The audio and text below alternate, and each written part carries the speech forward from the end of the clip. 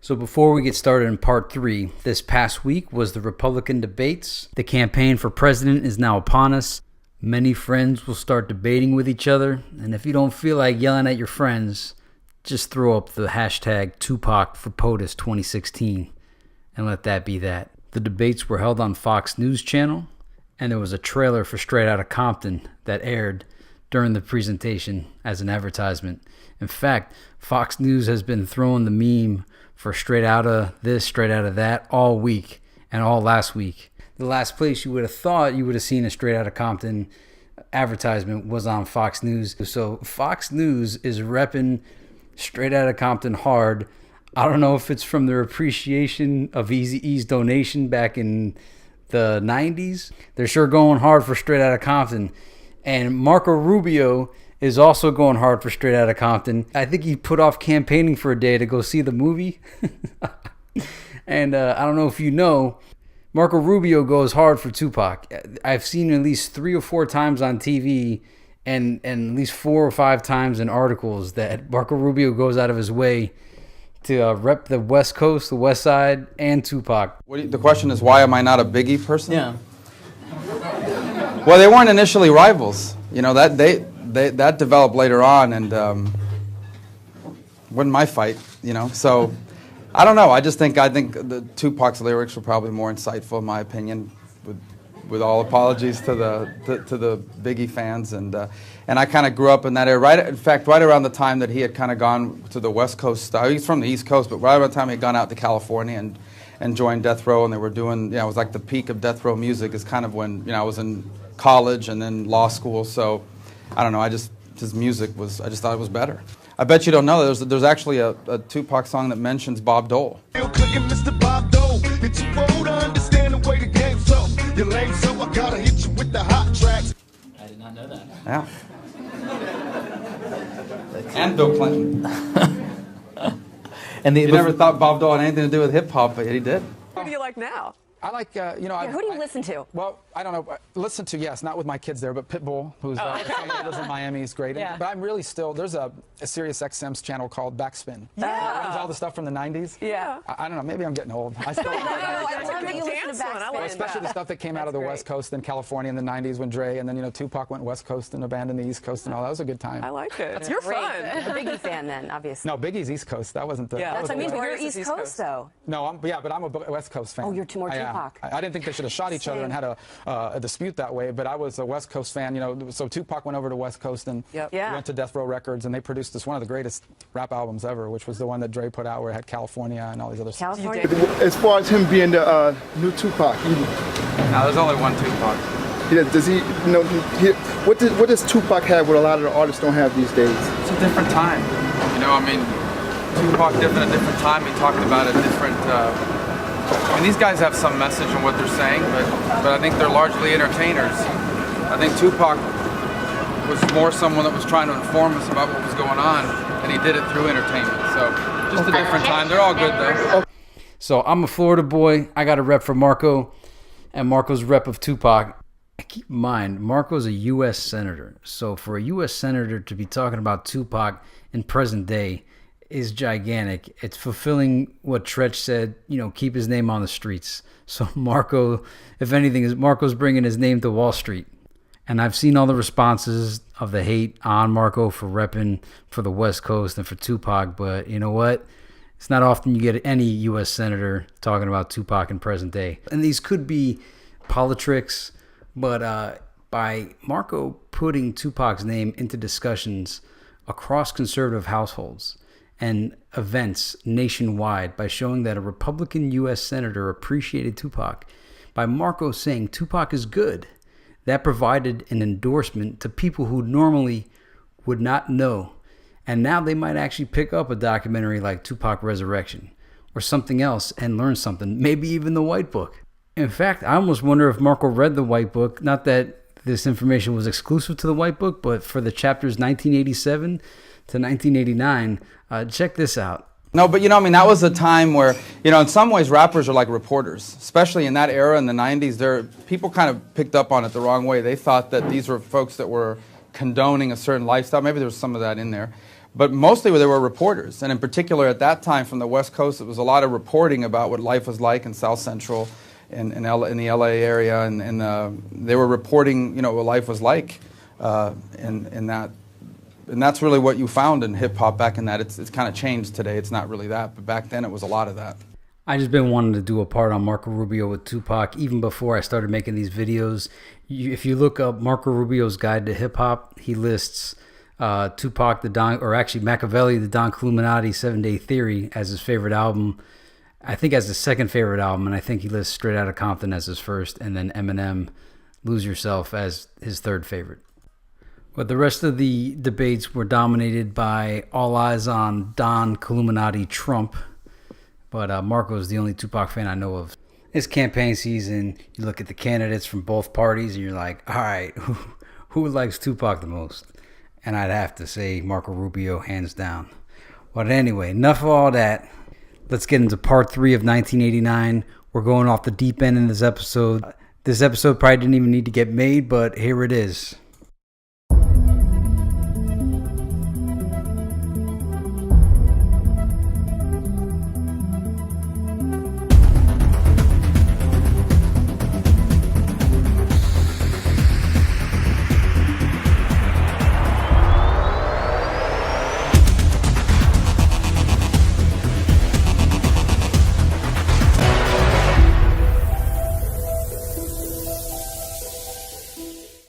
We have Michael Jackson's Black or White LTB rap. Protection for gangs, clubs, and nations, causing grief in human relations. It's a turf war on a global scale. I'd rather hear both sides of the tale. See, it's not about races. Protection for gangs, clubs, and nations. That's one of the things that we read about in 1979. And you know, in that music video, Black or White, at the end when Michael Jackson's breaking all that stuff, it never made sense to me as a kid. I remember seeing an explanation of what he was expressing through his dance or through his destruction. And it was said that it was expressing his anger towards racism, and then he morphs into a Black Panther and walks away, which was interesting. And I remember LL Cool J also had an album, his third album was called Walking with a Panther. And if we look at these lyrics also, we see that it's causing grief in human relations. It's a turf war on a global scale. That sounds like the Cold War to me. And causing grief in human relations, that's all of the, not just Cointelpro, but think of Cointelpro done by both sides, infiltrating both factions of every faction and just dividing everybody. So that passage right there, that was the little rap in Black or White, and it's pretty deep. And Michael Jackson's little thing at the end of Black and White, when he turns into the Black Panther, that was pretty interesting. And I'm a fan of angry MJ. So like, I love They Don't Care About Us. I love Earth Song, Stranger in Moscow, Scream, like gangsterfied MJ. I was always like, man, I wish like Dr. Dre would produce a Michael Jackson album, or imagine Michael Jackson on death row. How ill of an album that would be. I went off on a tangent. I'm still trying to break down the Mutulu letter. So part of Mutulu's letter referenced common sense. Now, common sense could refer to the ability of having common sense. It could refer to the rapper Common Sense, now known as Common, or the American Revolutionary War, War for Independence pamphlet by Thomas Paine. Common sense, the ability. Common sense is a basic ability to perceive, understand, and judge things, which is shared by, common to, nearly all people, and can be reasonably expected of nearly all people without any need for debate. But common sense also means the ability to figure out if you're being taken advantage of or not. Individual observational critical thinking and the ability to form an objective opinion from evaluation of data has been vanished via polarized media programming. And, press release campaigns. My experience with press release campaigns is they want you to speak one-sided on an issue, a polarizing issue, so that they could sell the controversy. You want to sell the controversy. And I remember a stat in college in communications that 70% of all news are actually paid press release campaigns, cleverly crafted to appear as if they are news articles. Common Sense, the rapper, actor. He originally called himself Common Sense. Now he's just called Common. He's best known for I Used to Love Her. because what I'm talking about, y'all, is hip hop. I'm mentioning this because I want you to think back to the first time you heard that song. You know, it's somebody else probably said, yo, you got to hear this song. And you listen to it and you're like, why am I listening to a love song? Why would this be so important for this person to make me listen to this song? And you listen to it, you're like, okay. And then you hear Common at the end say, Cause who I'm talking about, y'all, is hip hop. You're just like, what? Hold up, I gotta hear this song again. And you had to listen to it at least 5 times just to like grasp. And you're like, dang, wow, yeah, man. So that was a pretty big song when that came out. It's not so big by today's standards because it's been imitated, but at the time, I used to love her by Common Sense. That was some deep stuff. Common Sense, the pamphlet. Common Sense is a pamphlet written by Thomas Paine in 1775 and 1776 that inspired people in the 13 colonies to declare and fight for independence from Great Britain in the summer of 1776. The pamphlet explained the advantages of and the need for immediate independence in clear, simple language for everyone to understand. It was published anonymously on January 10, 1776, at the beginning of the American Revolution, and became an immediate sensation. It was sold and distributed widely and read aloud at taverns and meeting places. Thomas Paine is the alpha revolutionary. He was the Tupac of his time. And he's got a quote that says, "Men should not petition for rights, but take them."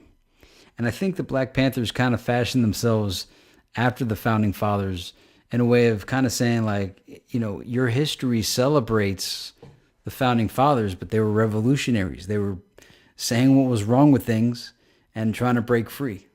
So why don't you celebrate us? We're trying to do the same thing. The revolutionary patriots were armed and they committed terrorist acts, and that's celebrated. Yet when the Black Panthers do it, it's not. Thomas Paine was such a rider that it wasn't good enough to just win the war for independence in America. When he was done with America, he went to France and started the French Revolution. He didn't start it, but he was part of the French Revolution. But that's also the fear you have to have of revolutionaries. Some people are just too revolutionary that when they get what they want, it's not good enough. They got to keep riding. It's like they can never just relax. It's always ride or die. And Thomas Paine was a ride or die kind of dude. But I think he died kind of miserable and pissed off and angry. And it's like, dude, you just won 2 revolutions, bro. Can't you be happy? You overthrew the 2 mightiest of all governments and you're still not satisfied. You changed the entire world events and you're not satisfied. So watch out for revolutionaries and radicals. Ask when. When is it enough? When? Rules for Radicals by Saul Alinsky. Saul Alinsky was a leftist who helped train tons of leftists, radicals, revolutionaries, possibly even the Black Panthers. And here are his rules for radicals. Power is not only what you have, but what the enemy thinks you have. Power is derived from 2 main sources, money and people. Have-nots must build power from flesh and blood.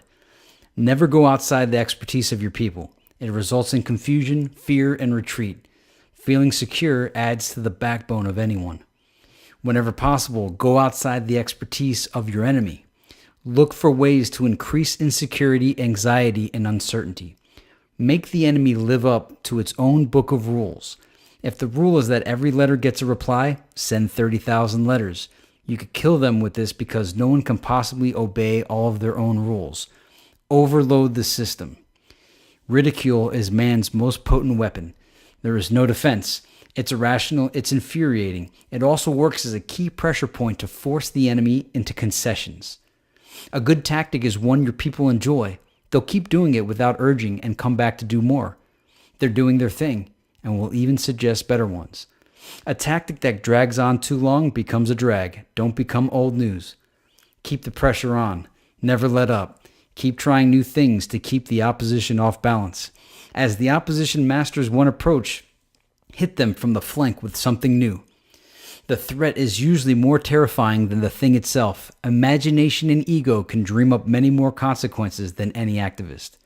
The major premise for tactics is the development of operations that will maintain a constant pressure upon the opposition. It is this unceasing pressure that results in the reactions from the opposition that are essential for the success of the campaign. If you push a negative hard enough, it will push through and become a positive. I went from negative to positive, and it's all good. Violence from the other side can win the public to your side because the public sympathizes with the underdog. And that's why Martin Luther King wanted nonviolence. And notice the violence of the Black Panthers made them unpopular with the masses. But nonviolent revolutionaries gain sympathy. The price of successful attack is a constructive alternative. Never let the enemy score points because you're caught without a solution to the problem. Pick the target, freeze it, personalize it, and polarize it. Cut off the support network and isolate the target from sympathy. Go after people and not institutions. People hurt faster than institutions. Using the same ideology for a checkmate. So this is going to be a video of Huey Newton versus William Buckley. It's a checkmate by Huey Newton over William Buckley because if Buckley agrees with his question about Washington, then he has to agree with Huey Newton. If he doesn't agree, then he must be a British redcoat sympathizer. So this is Alinsky's make the enemy live up to his own rules. The question is, during the Revolution of 1776, when the United States of America broke away from England, my friend would like to know, what side would you have been on during that time? I think probably I would have been on the side of George Washington. I'm not absolutely sure because it remains to be established historically whether what we sought to prove at that point might not have been proved by more peaceful means. On the whole, I'm against revolutions. Though I think as revolutions go, that was a pretty humane one. Yeah, you're not such a bad guy after all. My friend will be surprised to hear that. I hope he's listening. His assumption was what? Well, he was puzzled, but I think that he was inclined to believe that you've been on the side of the colonizers of England. But I'm pleased with the answer, and I agree with you. The only revolution that is worth fighting is a humane revolution, and also one that succeeds. Pardon me? Also one that succeeds. Yes, right. Because, eventually. I feel that if King George had captured George Washington, he would have had the right to hang him. According to the law. Yeah. But revolutions always, in some ways, contradict some laws. That's why it's called revolution. Executive Order 12333 of 1981 prohibits the agency in engaging in assassinations. In 81, the president was Ronald Reagan.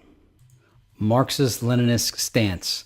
Marxism-Leninism is an adaptation of Marxism developed by Vladimir Lenin, which led to the first successful communist revolution in Lenin's Russia in November 1917. As such, it formed the ideological foundation for the world communist movement, centering on the Soviet Union. Useful idiot. In political jargon, useful idiot is a term for people perceived as propagandists for a cause whose goals they are not fully aware of and who are used cynically by the leaders of the cause. Operation Chaos. Operation Chaos was the code name for a domestic espionage project conducted by the Central Intelligence Agency. The program's goal was to unmask possible foreign influences on the student anti-war movement. The CIA began domestic recruiting operations in 1959 in the process of finding Cuban exiles they could use in the campaign against Communist Cuba and Fidel Castro. As these operations expanded, the CIA formed a domestic operations division in 1964. In 1965, President Lyndon Johnson requested that the CIA begin its own investigation into domestic dissent, independent of the FBI's ongoing Cointelpro. Cointelpro. Cointelpro is an acronym for Counterintelligence Program, and it was a series of covert and at times illegal projects conducted by the United States Federal Bureau of Investigation aimed at surveilling, infiltrating, discrediting, and disrupting domestic political organizations. It took place between 1956 and 1971. COINTELPRO tactics have been alleged to include discrediting targets, through psychological warfare, smearing individuals and groups using forged documents, and by planting false reports in the media, harassment, wrongful imprisonment, and illegal violence, including assassination. The FBI's stated motivation was protecting national security, preventing violence, and maintaining the existing social and political order. FBI records show that Cointelpro resources targeted groups and individuals that the FBI deemed subversive, including communist and socialist organizations, organizations and individuals associated with the civil rights movement, including Dr. Martin Luther King Jr. and others associated with the Southern Christian Leadership Conference, the National Association for the Advancement of Colored People, the Congress of Racial Equality, and other civil rights organizations. Black nationalist groups, the Young Lords, the American Indian Movement, the white supremacist groups, the Ku Klux Klan, the National States Rights Party, a broad range of organizations labeled New Left, including Students for a Democratic Society and the Weathermen, almost all groups protesting the Vietnam War, as well as individual student demonstrators with no group affiliation, the National Lawyers Guild, organizations and individuals associated with the women's rights movement, nationalist groups such as those seeking independence for Puerto Rico, United Ireland, and Cuban exile movements, including Orlando Bosch's Cuban Power and the Cuban Nationalist Movement. FBI Director J. Edgar Hoover issued directives governing COINTELPRO, ordering FBI agents to expose, disrupt, misdirect, discredit, neutralize, or otherwise eliminate the activities of these movements and their leaders. Under Hoover, the agent in charge of COINTELPRO was William C. Sullivan. Attorney General Robert F. Kennedy personally authorized some of these programs. Kennedy would later learn that he also had been a target of FBI surveillance. And that brings us to left versus right. It's important to understand the basic ideologies of both of the parties, because if you watch television or any TV shows, you're being bombarded with extremism of both sides. Oftentimes you'll hear Fox News being blamed for being part of the extreme right, and then MSNBC for the extreme left. Both have flawed philosophies in terms of true philosophy, but here's a quick breakdown. So the left wing is normally associated with liberal, the right wing conservative. The economic policy of the left is income equality, higher tax rates on the wealthy, government spending on social programs and infrastructure, stronger regulations on business. The right wants lower taxes and less regulation on business, reduced government spending, balanced budget. Healthcare policy. The left believes that access to healthcare is one of the fundamental rights of all citizens. Now keep in mind, a right is a deep word. Supports universal health care, the Affordable Care Act, expansion of Medicare and Medicaid. The right opposes government-provided universal health care and Affordable Care Act, and they favor competition to Medicare from private insurance companies, and they oppose Medicaid expansion. Immigration policy. The left believes in a pathway to citizenship for undocumented immigrants, also known as illegal immigrants, moratorium on deportations or prosecutions of undocumented immigrants who are young adults and have no criminal record. The right believes in no amnesty for undocumented immigrants, stronger border patrol, and fence to check illegal immigration, belief that illegal immigration is lowering wages for citizens and documented immigrants. See, so one of the flaws here is if you continuously allow more and more labor into the labor force, that will drive wages down. Yet the left wants higher wages via unions, but yet continuously allow more and more people in. So that's going to overload the system, and that's not going to result in higher wages. And if it does result in higher wages via government force, it's going to cause businesses to go out of business or the government to have to step in and basically bail out the business. So it's like the left seems to be in favor of the workers, yet their actions or their policies are in favor of business, because as they add more supply of workers, all competing for the limited amount of jobs, that will allow the businesses to provide a lower rate of pay. And we could see this. I mean, this isn't controversial for me to say. If you look at wages in the United States, they haven't gone up like they used to when there was a lower population and a greater demand for workers. Now there's too many workers and not enough jobs. Education policy. The left favors expanded free public education. The right believes that parents who want to homeschool their kids or send them to private school should be able to get vouchers for opting out of the public school system. And they're generally not opposed to public education. They just want the option. And recall that Dead Prez said, the same people that run the school system run the prison system. As far as the public school system goes, you often hear that teachers need to be paid more, and that the schools, but then at the same time you hear that the school system sucks. So if they're doing a poor job, and I don't think anybody would think that the public school system is doing a superb job of educating people, why would you want to give them even more money? There's a psychological assumption that people value things that they have to pay for or work for more than things that they get for free. View on abortion. The left is generally in favor of abortion rights and stem cell research, yet at the same time they're against the death penalty. The right wing is generally against abortion and opposed to stem cell research, but support the death penalty. So right there, that's the flaw, in my opinion, of both parties. You got one that wants to kill the children but keep the criminals alive, and the other that wants to keep the children alive but kill the criminals. As far as stem cell research, you've seen that could get out of control with the black market of selling organs. But if we just unleash all the technology and go full Marvel, I don't think that'll be a problem. Views on gun rights. The left is in favor of gun control laws like background checks or waiting periods before buying a gun, banning automatic weapons, and disallowing concealed weapons. The right is strongly opposed to gun control laws and are strong proponents of the Second Amendment. Views on gay rights. The left generally support gay marriage, support anti-discrimination laws to protect LGBT against workplace discrimination. The right is generally opposed to gay marriage, opposed to certain anti-discrimination laws because they believe such laws conflict with certain religious beliefs and restrict freedom of religion. Voter ID laws. The left is against voter ID laws, citing undue burden on lower income groups, causing them to be disenfranchised. The right is for voter identification laws to combat voter fraud. Shouldn't you have to show your ID if you're going to vote?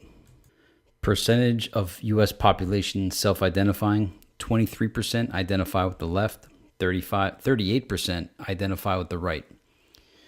The associated political parties for the left are the Democratic Party, the Green Party, the Socialist Party. For the right wing is the Republican Party, Libertarian Party, Constitutional Party, and the Tea Party. Associated media for the left is the New York Times and MSNBC, and for the right, the National Review and Fox News. Ideologies. The left is social democracy, federalism, socialism, communism, collectivism, and Marxism. The right believes in capitalism and conservatism. Famous proponents of ideology. For the left, you have Karl Marx, Friedrich Engels, Einstein, Barack Obama, Francois Hollande, Barney Frank, Nancy Pelosi, Noam Chomsky, and Warren Buffett. For the right, you have Margaret Thatcher, George Washington, Winston Churchill, George W. Bush, Mitch McConnell, Rupert Murdoch, Rush Limbaugh, Tony Abbott, and Mitt Romney. And you should throw in Ronald Reagan and Barry Goldwater. Barry Goldwater is known as the founder of the Conservative Party.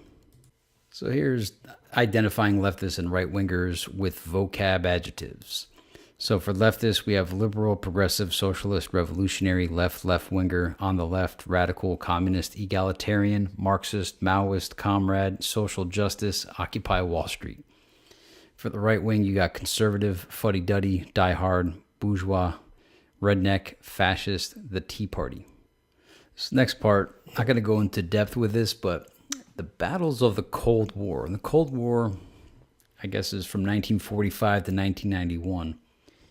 And there's so many battles of the Cold War, and it was just never covered when I was in school. You know, it's possible that the Marvel comics are about all of these different wars. We've heard of the most famous ones like the Korean War, the Vietnam War, But then there's others. We got the Bay of Pigs invasion. We hear about that one a lot. But, I mean, I never heard of the United States occupation of the Dominican Republic in 1965 to 1966. And at that same exact time, you have that 30 September movement, which was the Indonesian conflict we spoke about at the beginning of the chapter, the year of living dangerously. So 65 to like 67 just seems really, really hot. There's just so much going on in that period of time. The Cambodian Civil War in 1970 to 1975.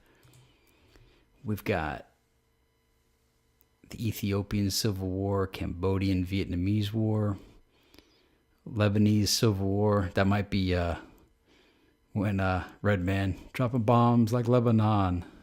Iranian Revolution, the Falkland War, invasion of Grenada, the United States bombing of Libya in 1986, United States invasion of Panama, revolutions of 1989, Tiananmen Square protests, Velvet Revolution, Romanian Revolution, Gulf War, and the 91 Soviet coup d'etat. It's a pretty big history, and we just skimmed through it all. I haven't studied all these conflicts, but it really appears that a lot was going on, and I guess at the time period, people were caught up with the Beatles and rock music and Led Zeppelin and Jimi Hendrix and a bunch of other stuff domestically that they didn't know what was going on globally. When you look at it, it's a world war. It's a global world war. The Cold War. It was global. And I'm guessing it was the communists versus the anti-communists. And we're told that the anti-communists won. Control the media. One of the efforts of the Indonesian Year of Living Dangerously was to declare control of the media and communication outlets. If you control the media, you control the information, and thus you control reality. Leftists are blamed for taking over the colleges and universities and controlling curriculum and educating the future. Bright minds. Then to make it more absurd, the creationism versus evolution false choice was manufactured. The controlling of the printing of maps defines boundaries. Reality is what people perceive reality to be. Control the perception and you control reality. The media controls reality. We in the media don't tell people what to think. We tell people what to think about. Consider how big of a deal the Malaysian missing airplane was for a month, or the Baltimore riots, or Trayvon Martin, or Ferguson, or Deflategate, or all of these topics known as status conferral. They are all distant memories now that you probably already forgot about. It's amazing how they could get us to think about things and then get us to completely have amnesia of it within a week. So they can get you to think about anything they want you to think about and forget anything they want you to forget. Selective exposure is a technique where they'll show you certain things and not show you other things. So they get you to focus on what they want you to focus on and and just completely omit from reality the things that they don't want you to think about. But it's also governed by, it's called, I think it's media bias, where people that watch TV to reinforce their version of reality. People don't like to hear things that conflict with their reality. Everyone likes to think that they've got it all figured out or that their side is the right side. Control the media and you control reality, and they can turn off heavy metal overnight. They could turn off conscious rap and replace it with gangster rap overnight, and you won't even know what happened. Here are some topics that were omitted for time because we're already at like an hour and 20 minutes.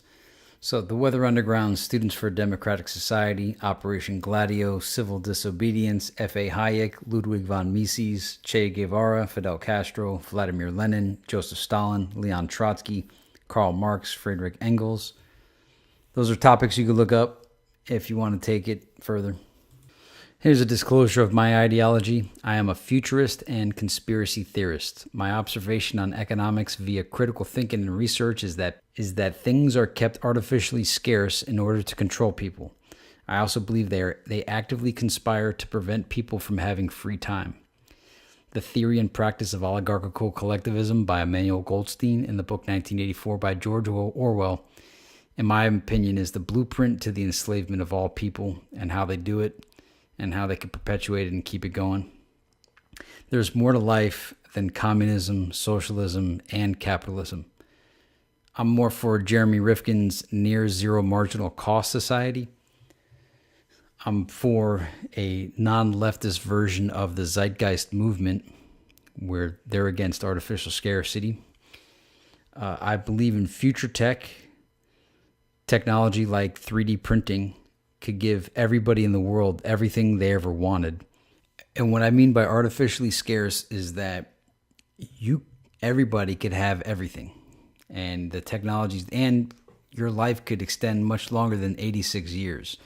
The technology to prolong life is suppressed. I believe that everything has been invented, just not implemented, and that it all exists in a breakaway civilization. Because you could look at the tech that exists in the military and then wonder, how do we not have, versions of that in our life? The B-2 stealth bomber, how old that is. They went to the moon. They landed on the moon in 1969. Yet you or I have no idea how to even, make an airplane. So there's so much information and technology and techniques that are suppressed and not available to the general public. I've read The Grunch of Giants by Buckminster Fuller. He's the guy that made the Epcot ball and the geodesic dome and I think Synergy. And he said that he's worked on projects that could make it so that every human being, not just Americans, could have a standard of living equivalent to billionaires. Everybody could live like a billionaire. But he said a very small percent want that information forbidden and hidden and not disclosed. People like Stephen Greer give speeches about the 0 point energy. Because once the secrets of energy are revealed, it will reduce the price to nothing nearly. And that's why Jeremy Rifkin calls it the near zero marginal cost society. Richard Dolan speaks of the breakaway civilization. Because when he looks at all the technology that he's studied for UFOs, whether they're extraterrestrials, there's some spacecraft that could do amazing things. And so while it's said that the UFO cover-up is covered up because of religious purposes, Stephen Greer thinks that it's covered up for economic purposes. The revelation of the technology that these UFOs, and notice I call them UFOs, not aliens, that these spacecraft can use, if that technology is revealed, he says it will create a multi-$100 trillion macroeconomic geopolitical change to the planet. And he calls it disclosure, as does Richard Dolan. And in ufology, there's always the discussion of when will disclosure happen, because the disclosure, not just of the reality that there are beings on other planets, the reality of this technology, when people say, well, so this has been suppressed for over 100 years, and we've been paying for gas, and we've been having people starve to death and having people lose their homes, and we really don't need to even have economics. Because if everybody had a replicator known as a 3D printer, everybody could provide for themselves and everybody could be independent. So that's my ideology, is to advocate for the release of the technology that can liberate everyone. I call it liberation through automation. And so when I hear about, the left always wants to tax corporations and take them down, I'm like, dude, guys, I could roll with you if instead of taxing the corporations, just make them obsolete by releasing the technology that keeps us all enslaved. The economic system keeps us all enslaved. It's the hidden shackles. I tell people when I get laughed at, I say, you want to know what exists? Watch the Marvel films. Watch science fiction films. It shows you the technology that exists, and it's told you that it's fiction, so you just walk away and you don't take it serious. But rewatch all those films, and as you see some of the things, you're going to say, yeah, why doesn't that exist? Why don't we have that? And how did they think of that? So demand more. Demand the technology. Demand the future. Try not to get caught up in the left and the right. They're just using you to keep you in a mentality of scarcity. There is no such thing as... If there was scarcity, how could we provide all the goods and services that we do to the entire planet that we do. The scarcity is there intentionally. It's artificial. Release the 3D printing, release the life extension, release the 0-point energy or the free energy devices that exist. See, they want you to think of green energy and alternative energy. You still have to pay for that. That still meters you and puts a limit on what you can accomplish. Demand free energy. Demand real independence through economic independence and the gaining of your free time. Now, you might see that I have participated with the Republican Party in the past. It's because if we have to still organize in this artificial scarcity paradigm, I believe in free market capitalism over communism because it's more realistic. And if you need to know why, just read Atlas Shrugged. Atlas Shrugged is 1,500 pages, and it explains what happens when you go to socialism, communism. And I've been the victim of it. You end up doing all the work and everybody else doesn't do any work. To give you an idea, if you remember when you were in school, the teacher would partner us into groups. Now, I'm the kind of guy that gets the stuff done. So I'd be in the group of 4 people. The 3 people in the group look at me like, okay, you're going to get all the work done and we're going to get the grade. And I'm like, nah, man. I mean, I would do it sometimes, but that's generally what would happen in the groups. 1 person would do the work and 4 people would get the credit. I ain't about that. You know, I always hear about having this economic reset, and I'm like, look, if we have an economic reset and I'm competing against you, at the end of my life, don't you think I'm going to have a little bit more than you have? And shouldn't I? If I go hard for my money, if I go hard and you're going soft, shouldn't I be a little bit further down the road than you? And I'm only saying this on this level because we're going to do this. If we're in this artificial scarcity paradigm, I want to win. So that's the right wing in me. But the left wing in me is saying, look, man, we don't even need to be competing. We could all generate our own stuff if we all had 3D printers. If we all had free energy, we don't need to compete. You don't need to fight with me. You could have your life, I could have my life, and we could all be straight. You know, people say, oh, it's not fair. Capitalism's not fair. And I'm like, well, socialism's not fair. How is it fair that I do all the work and you get paid for it? That's not cool. That's not cool at all. Because right now, you know how it is. It probably happens to you. If you're at work, you're working hard. And if the other coworkers aren't working as hard as you got to get their work done as well as your work. You got to work twice as hard. And that's ultimately what happens when you take away the incentive of people to produce in a system.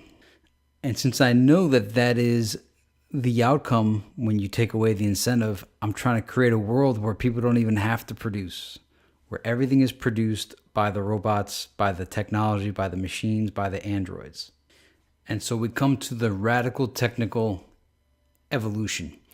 Robot servants, android friends, android sex partners, 3D printers of all goods, life extension, invincibility, teleportation, and virtual reality. You got to look at what it is that people need. They need the basic necessities of life, but then they also need to feel good about things. So the robot servants should provide all the basic necessities, the upkeep of your home, property, this, that, and the other. That's another thing too. Property is a big thing with capitalism versus socialism. You know, personal property, your body is personal property, but under communism, you belong to the state. And I'm not with that. I'm with individual personal body ownership. I own my body. The government doesn't. And when you start to diminish personal property rights, you lose the rights to your body.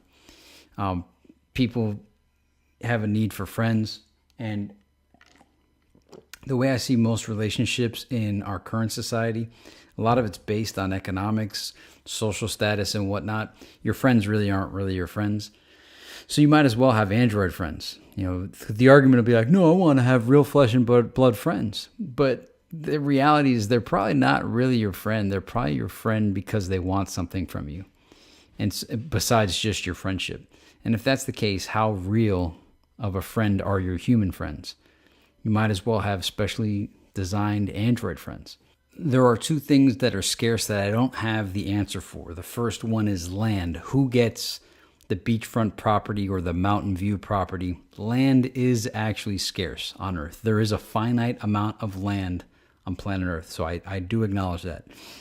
I don't have an answer for who gets the land. That's the only, and the other thing I don't have is who gets Angelina Jolie, or insert whoever the hot, desired female or male is of the time. Only one person can, be with a certain person. That's why I suggest android sex partner, clones, just to satisfy that, so there's no competition for the scarce amount of individual females. And that could blend into genetic modification and designer genetics. It's often opposed. I'm not really opposed to designer genetics. What's the problem with that? I mean, I've seen Gattaca and I'm like, okay, yeah, I see, but whatever. If it's only offered for the rich, yeah, that sucks. But I advocate for designer genetics for all, android partners for all, 3D printers for all goods. That way everybody has everything they want. So if anybody's, I think that'll end discrimination, because who cares if somebody doesn't like you because of whatever, your skin color, your sex preference, your gender, your whatever. Who cares? You could provide for yourself. You don't need a job. So it's not like you're getting prevented from having a workplace thing. And if it's people don't want to be friends with you, you got your android friends. The reason why I put invincibility on there is because it said that if technology gets into the wrong hands, it'll be used to enslave others or to attack others. So if everybody was invincible, which appears to be possible if you look at the Hulk, you look at Wolverine, aspects of Captain America, they have forms of invincibility. And if you're invincible, what do you care if someone shoots at you or develops some kind of secret weapon to try to take over the world? There'd be no point, because everybody's invincible.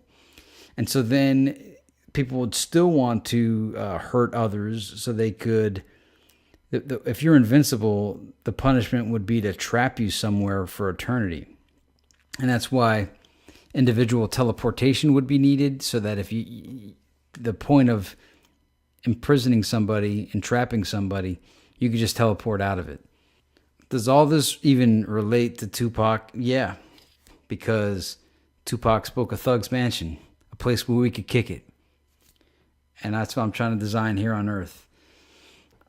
I want to have heaven on Earth. I want to bring the utopia here, a real utopia, one based on technology, advanced technology, liberation through automation, and anticipating all of the things, the evil that man will do, and making those urges obsolete, useless, fruitless, pointless. If you take away money, take away the root of all evil. If you give everybody android friends, you can't even ostracize someone from a community. They'll still have their social group. If they want to attack you, if you're invincible, what's the point? If they want to enslave you, entrap you, imprison you, you teleport out of it, what's the point? Take away all those things. People want to be lazy. I want to make it so that lazy people don't affect non-lazy people. Irresponsible people, I want to make it so they don't affect the lives of responsible people. How do we do that? And it feels like on Earth, we're not working towards a common goal right now. We're all dividing ourselves further and further. And whether it's with capitalism or communism, we're dividing ourselves. So be beyond the tricks, the duality. All right, I'll see you in 1990. We've hit the hour and a half mark. That's like the length of a full-length Hollywood film.